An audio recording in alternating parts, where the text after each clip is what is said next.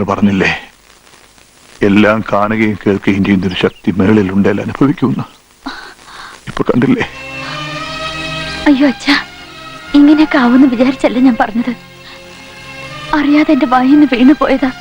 വീണത് മോടെ കയ്യിന്നാ ആ കുങ്കുമത്തട്ട്.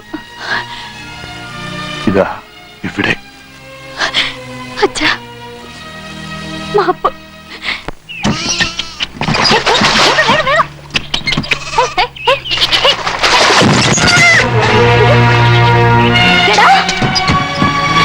അയ്യോ എന്റെ ആട്.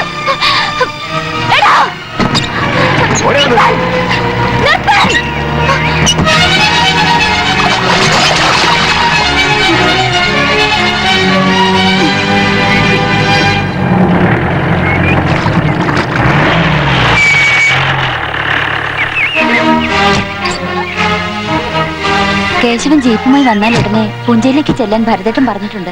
എന്റെ ആടിനെ കൊന്നിട്ട് ജീപ്പും വിട്ടിങ്ങ് പോന്നാ ചോദിക്കാനും പറയാൻ ആരും വരില്ലെന്ന് വിചാരിച്ച ഇയാള്.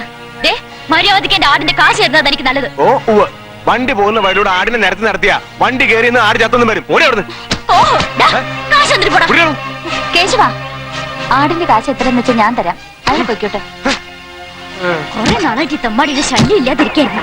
പിന്നെയും വന്നിരിക്കുന്നു ദുഷ്ടൻ. അപ്പം മരിച്ച അന്ന് മുതലാ കേശവനെ കാണാതായത് അല്ലേ? അതിന് തലേന്നാ വർക്കിച്ചായനും എല്ലാം കൂടി ആലോചിച്ച് നോക്കുമ്പോ എനിക്ക് ചില സംശയങ്ങൾ തോന്നുന്നുണ്ട് മല്ലികേ.